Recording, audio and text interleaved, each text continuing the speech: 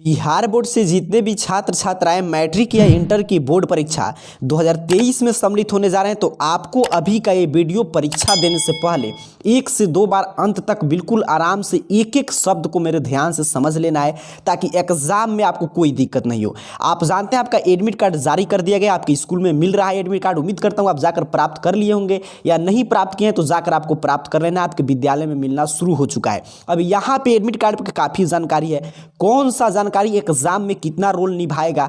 आगे इसी admit card में नीचे की तरफ देखिए इंस्ट्रक्शन है पर्याप्त। इस इंस्ट्रक्शन के क्या मायने हैं, ताकि एग्जाम में आपको कोई भी दिक्कत नहीं हो, क्योंकि एक छोटी सी लापरवाही आपके 1 साल की तैयारी को बर्बाद कर सकता है।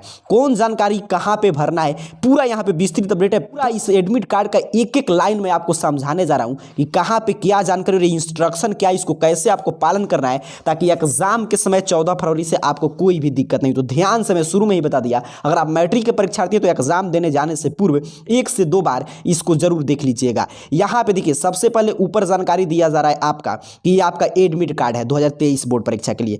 ये बीएसईबी यूनिक आईडी इस साल जारी किया गया। हर एक छात्र का एक यूनिक आईडी है, यहां पे आपके भी होगा। और यहां पे भी मिला लीजिएगा कि क्या क्या जानकारी आपके एडमिट कार्ड पे होना चाहिए। और यहां पे आपके विद्यालय का नाम है और कोड है। अब देखिए आपके विद्यालय का नाम मतलब जिस विद्यालय से आप मैट्रिक की बोर्ड एग्जाम में सम्मिलित हो रहे हैं उसका नाम है। और स्कूल कोड जब भी सेंटर पर पूछा जाएगा तो यहाँ पे जो स्कूल कोड है यही आपको बताना है, जो 54410 इस छात्र का है। आपका जो भी होगा यहाँ पे 5 अंक का स्कूल कोड। और यहाँ पे आपका नाम होगा कि आप किस नाम से परीक्षा में सम्मिलित हो रहे हैं। यहाँ पे आपका माता का नाम दिया रहना चाहिए, यहाँ पे पिता का नाम, यहाँ पे आपका आधार नंबर। अब काफ़ी छात्र छात्राओं का ये भी प्रश्न रहता है कि सर मेरा आधार नंबर नहीं दिया है, तो चिंता लेने की कोई बात नहीं है। आपका अगर यहाँ पे खाली छूट गया है तो समझिए आप आधार कार्ड नंबर रजिस्ट्रेशन कराते समय या फॉर्म भरते समय नहीं दिए होंगे, आधार कार्ड का फोटोकॉपी नहीं भरे होंगे आधार कार्ड नंबर, इसीलिए खाली छूटा है। क्योंकि अगर आप फॉर्म भरते समय आधार कार्ड नंबर दिए होंगे तो यहाँ पे आधार कार्ड नंबर होना चाहिए जो एग्जाम फॉर्म भरा रहा था। तो अगर नहीं दिए, अगर नहीं भी है तो चिंता की कोई बात नहीं है, लेकिन यहाँ पे आधार नंबर रहेगा तो काफी आपके लिए सुविधाजनक हो जाएगा। यहाँ पे जन्म तिथि आपका है, यहाँ पे किस कोटि से, अगर आप रेगुलर से परीक्षा दे रहे हैं तो रेगुलर, प्राइवेट कोटि स्वतंत्र कोटि के छात्र तो यहाँ पे प्राइवेट रहेगा। यहाँ पे किस आप लिंग के हैं, अर्थात कि मेल फीमेल या ट्रांसजेंडर यहाँ पे लिखा गया है। यहाँ आपका फोटो स्पष्ट होना चाहिए, साफ साफ इस तरह आपका साफ साफ सिग्नेचर होना चाहिए। यहाँ पे किस कोटि के आप छात्र हैं, एससी एसटी जनरल ओबीसी ये रहेगा। यहाँ पे आप दिव्यांग कोटि के आप छात्र हैं कि नहीं, अगर है तो यहाँ पे यस, अगर नहीं है तो नो लिखा रहना चाहिए। यहाँ पे नीचे की तरफ आप बढ़ेंगे तो यहाँ पे आपको रोल कोड मिल जाएगा, जो मैं ऊपर रोल कोड बता रहा था। यहाँ पे आपका रोल नंबर दिया गया है। सर रोल नंबर था कि इसी रोल नंबर से आप रिजल्ट चेक करेंगे। सेंटर पर आप जाएंगे, जहां पे जो आपसे पूछा जाएगा रोल नंबर अपना बताइए, तो यही रोल नंबर आपको बताना है। और चलिए यहाँ पे परीक्षा केंद्र का या कोड का नाम आपसे पूछा जाए कि आपका रोल कोड क्या है, तो आपको एक कोड बताना है जो यहाँ पे लिखा गया 54410। अगर आपसे ये पूछा जाए कि आपकी परीक्षा का केंद्र का कोड क्या है, जिस सेंटर पर आप एग्जाम दे रहे हैं, तब आपको ये जो 5428 आप में जो भी होगा तो ये आपको केंद्र कोड है। और कहाँ पे आपको एग्जाम देना है तो यहाँ पे लिखा गया इस सेंटर का नाम, आपका भी सेंटर का नाम होगा, यहाँ पे आपका रोल नंबर। फिर नीचे की तरफ बढ़ेंगे तो आपका किस दिन किस विषय का एग्जाम है। जैसे कि इस छात्र का देखिए यहाँ पे फर्स्ट शिफ्ट में है तो इसको विषय कोड क्या भरना है, यहाँ पे पूरा दिया गया है। किस विषय का क्या विषय कोड है, किस विषय का किस दिन एग्जाम है, किस समय शुरू होगा कब खत्म होगा। अगर आपका सेकंड शिफ्ट में होगा तो यहाँ पे सेकंड शिफ्ट लिखा गया होगा। ये क्लियर आपको मैच कर लेना है, इसी रूप में आपका एडमिट कार्ड में सभी जानकारी होना चाहिए। यहाँ पे देखिए आपके विद्यालय के प्रधानाचार्य का हस्ताक्षर मुहर रहेगा, तभी इसके आधार पर आप परीक्षा में सम्मिलित हो पाएंगे। और यहाँ पे परीक्षा नियंत्रण का हस्ताक्षर है तो बोर्ड करके भेजता है। यहाँ पे जिस जानकारी में जिस तरह बताया इसी रूप में अगर आपके एडमिट कार्ड में सभी जानकारी है तो आपको समझना है कि आपका जानकारी सभी सही है।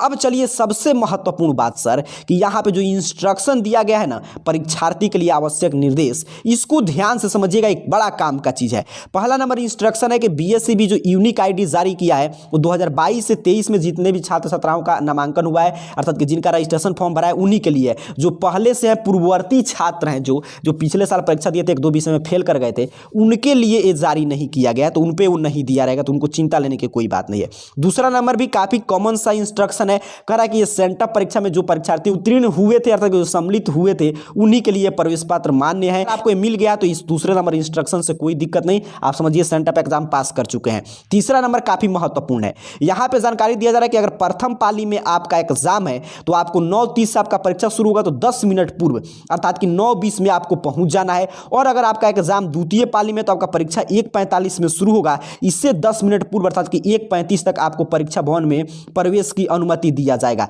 अर्थात कि सर 10 मिनट पहले आपको एग्जाम सेंटर में प्रवेश कर जाना है। अगर लेट आप करेंगे, जो समय दिया जा रहा है सेकंड पाली में, तो अगर 1:35 के बाद आप पहुंचते हैं, अगर प्रथम पाली में अगर 9:30 के बाद आप एग्जाम सेंटर पे पहुंचते हैं, तो विलंब से आने वाले परीक्षार्थी को परीक्षा में प्रवेश की अनुमति नहीं दिया जाएगा। तो ये क्लियर आपको सुनिश्चित कर लेना है कि 10 मिनट पहले पहुंचना है। चौथा नंबर जानकारी है कि परीक्षा भवन में आपको जूता मोजा पहनकर नहीं जाना है। देखिए स्पष्ट रूप से लिखा गया है, आप अपने एडमिट कार्ड पे भी पढ़ लीजिएगा, जूता मोजा पहनकर जाने की अनुमति नहीं है। आपको परीक्षा केंद्र में calculator, mobile phone, Bluetooth earphone या किसी भी तरह की कोई भी इलेक्ट्रॉनिक गैजेट ले जाने से मनाही किया जा रहा है, वर्जित है। परीक्षा भवन में सिर्फ आपको प्रवेश पत्र और पेन के अलावा कुछ नहीं लेकर जाना है, और जो स्थान बताया जाएगा उसी पर आपको बैठना है। अर्थात कि एग्जाम देने आपको सिर्फ अपना पेन और एडमिट कार्ड लेकर जाना है, यही एडमिट कार्ड को 5 नंबर इंस्ट्रक्शन में बताया जा रहा है कि परीक्षार्थी को प्रत्येक विषय की परीक्षा के लिए एक OMR उत्तर पत्रक और एक उत्तर पुस्तिका दिया जाएगा, जिसपे आपका विवरण अंकित रहेगा, अर्थात कि आपका पूरा जानकारी रहेगा, और आपको जो है OMR उत्तर पत्रक और उत्तर पुस्तिका पर जांच कर लेना है कि आपका है कि नहीं। उसके बाद ही अगर मान लीजिए आपका नहीं है तो आप उसको लौटा सकते हैं, अगर आपका है तब भी उस पर कोई जानकारी भरिएगा। अर्थात कि आप जाएंगे जिस दिन एग्जाम देने, तो आपको क्वेश्चन पेपर, OMR शीट और आपका उत्तर पुस्तिका मिलेगा। तो उत्तर पुस्तिका और क्वेश्चन आपका OMR शीट पर आपका फोटो सभी जानकारी दिया रहेगा, प्रिंटेड दिया रहेगा, उसको आपको मिलान कर लेना कि आपका फोटो है कि नहीं, आपका सभी जानकारी सही कि नहीं, तभी आपको उस पर लिखना है। अगर जानकारी गलत है तो वहीं पे जो भी केंद्र अधीक्षक होंगे या जो भी आपके जो भी रूम में गार्डिंग कर रहे होंगे, जो भी शिक्षक, उनको देकर और वापस करके दूसरा अपना जो आपका होगा उसको प्राप्त कर लेना है। और आपको यह भी ध्यान रखना है कि किसी भी परिस्थिति में आपको अतिरिक्त अर्थात कि एक्स्ट्रा OMR शीट या कॉपी नहीं दिया जाएगा। फिर आगे बताया जा रहा है कि जो उत्तर पुस्तिका पर आगे जो निर्देश लिखा गया है उसे अवश्य पढ़कर अनुपालन करेंगे। वहां पे यहाँ पे देखिए 7 नंबर इंस्ट्रक्शन जानकारी दिया जा रहा है कि परीक्षार्थी उत्तर पुस्तिका के कवर पृष्ठ के बाएं भाग में केवल विषय का नाम और उत्तर देने का माध्यम अंकित करेंगे। जिस सेट कोड का प्रश्न पत्र मिलता है उस प्रश्न पत्र का सेट कोड बॉक्स में अंकित करते हुए उस गोलक को नीले या काले बॉल पेन से भरेंगे। दाहिने भाग में प्रश्न पत्र का सेट कोड और कोड वाले गोलक को कलर करते हुए OMR शीट और अपना पूर्ण हस्ताक्षर करेंगे। OMR शीट पर भी यही जानकारी आपको भरना है, सिर्फ आपको प्रश्न पत्र का क्रमांक, परीक्षा का केंद्र, अपना पूर्ण हस्ताक्षर और प्रश्न पत्र का सेट कोड। अर्थात कि बताया जा रहा है कि सभी जानकारी आपका प्रिंटेड रहेगा आपके उत्तर पुस्तिका पर, OMR शीट पे सिर्फ आपको विषय कोड और आपको अपना हस्ताक्षर करना है और प्रश्न पुस्तिका क्रमांक भर देना है। कैसे भरना है इसकी जानकारी मैं पीछे दे चुका हूं कि OMR शीट कैसे भरना है, कोई भी आपको गलती नहीं करना है। अगर वो वीडियो अभी तक नहीं देखे होंगे तो लिंक इस वीडियो के डिस्क्रिप्शन में, जब ये क्लास खत्म होगा तो इसके डिस्क्रिप्शन में लिंक है, वहां से जाकर देख लीजिएगा कि कैसे प्रिंटेड आएगा। मैं पूरा लाइव भर के सिखा दिया हूं, उस तरह भरेंगे कोई गलती नहीं रहेगा, वही यहां पर जानकारी दिया जा रहा है। चलिए 8 नंबर इंस्ट्रक्शन है कि उत्तर पुस्तिका के पृष्ठ को मोड़ेंगे, फाड़ेंगे नहीं, बीच में व्यर्थ का खाली नहीं छोड़ेंगे। अर्थात कि आप जब भी उत्तर पुस्तिका पे लिख रहेंगे या OMR शीट पे, आपको मोड़ना नहीं है, फाड़ना नहीं है उसको। और उसके साथ साथ जैसे होता है ना कि आप जैसे मान लीजिए 1 नंबर पृष्ठ पे आंसर लिखे, बीच में 2-3 खाली छोड़ दिए, 4 का लिखना है, ऐसे आपको नहीं करना, आपको क्रम से लिखना है। क्योंकि बीच में आपका छूट गया पेज तो एग्जामिनर चेक करेगा आपका आंसर, तो 1 पर चेक करेगा, 2-3 पर जाएगा, आगे 4 वाला उत्तर वो समझेगा नहीं, उसको लगेगा कि 2-3 खाली है, इसका मतलब छात्र इतना ही उत्तर लिखा है। तो ये गलती आपको नहीं करना है, ये जानकारी दिया जा रहा है। आगे की तरफ 9 नंबर इंस्ट्रक्शन जानकारी दे रहा है कि प्रश्न पत्र में दी हुई संख्या के अनुसार अपने उत्तर की संख्या लिखेंगे तथा प्रश्न पत्र के समाप्त होने पर अंतिम में एक नीचे क्षैतिज रेखा खींच देना। अर्थात कि आपको जो प्रश्न पत्र में जो क्रमांक है, जैसे मान लीजिए 1 नंबर क्वेश्चन बना रहे लिखना है, 10 नंबर बना रहे हैं तो 10 लिखना है, और उसके बाद जहां पे आपका उत्तर पूरा समाप्त होगा वहां पे एक लाइन खींच देना है, ताकि आपको एग्जामिनर को लगे कि यहां पे आप उत्तर समाप्त कर दिए हैं। फिर आगे 10 नंबर पे जानकारी दिया जा रहा है कि आपको क्या करना है कि अगर आपको रफ करने की आवश्यकता पड़ता है तो उत्तर पुस्तिका के जो आपका आंसर लिखेगा कॉपी मिलेगा, उसको अंतिम पृष्ठ पे आपको रफ लिखना है और वहां पे रफ कार्य करना है, और परीक्षा उपरांत जैसे ही आप कॉपी जमा करेंगे उसको क्रॉस कर देना है, काट देना है। 11 नंबर इंस्ट्रक्शन में बताया जा रहा है कि बीच बीच में वहां पे एग्जाम में आपका सिग्नेचर कराया जाएगा उपस्थिति पत्रक पर, और उसमें आपको उपस्थिति पत्रक मिलेगा, वहां पे आपका सभी जानकारी प्रिंटेड रहेगा, उस पर भी आपका फोटो रहेगा। तो जहां पे आपको बोला जाएगा दस्तखत करने के लिए वहां पे आपको हस्ताक्षर करना है, प्रश्न पत्र का क्रमांक भर देना है, उत्तर पुस्तिका और OMR उत्तर पत्रक की क्रम संख्या भर देना है जो बॉक्स दिया रहेगा, और जहां पे जो सेट मिला हुआ प्रश्न का उसको भर के और गोलक को इस तरह नीले या जो भी आप ब्लैक पेन लिए होंगे उससे आपको उसको भर देना है। कैसे भरना है मैं फिर से बता रहा हूं, आपको कोई गलती नहीं करना है, मैं पूरा भर के बताया हूं, डिस्क्रिप्शन में लिंक मिल जाएगा, वहां से जाकर जरूर देख लीजिएगा। 12 नंबर इंस्ट्रक्शन है कि परीक्षा कक्ष में अगर आप एक दूसरे से बातचीत करते हैं, मदद लेते हैं, तो किसी भी प्रकार का कदाचार में आप पकड़े जाते हैं तो आपको परीक्षा से निष्कासित कर दिया जाएगा। इसके साथ साथ अगर आप उत्तर पुस्तिका और OMR उत्तर पत्रक पर व्हाइटनर, इरेजर, नाखून, ब्लेड, किसी भी चीज का अगर आप इस्तेमाल करते हैं तो कदाचार का मामला मानते हुए आपके परीक्षा फल को अमान्य घोषित कर दिया जाएगा, अर्थात आपका रिजल्ट नहीं आएगा।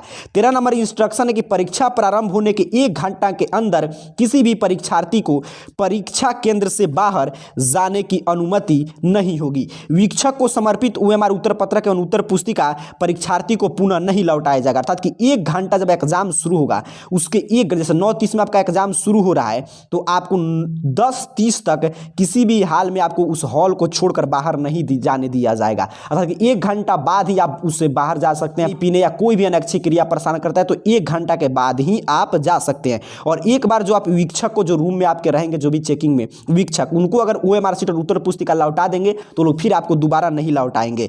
तो यहाँ पे देखिए 14 नंबर प्रश्न है कि यहाँ पे किसी भी तरह के इसमें संशोधन नहीं किया जाएगा। जो एडमिट कार्ड आया है उसमें जानकारी दिया जा रहा है कि विद्यालय प्रधान अगर ऐसा करते हैं तो उन पे कानूनी कार्रवाई किया जाएगा, अर्थात जो एडमिट कार्ड आएगा उसमें संशोधन नहीं होगा।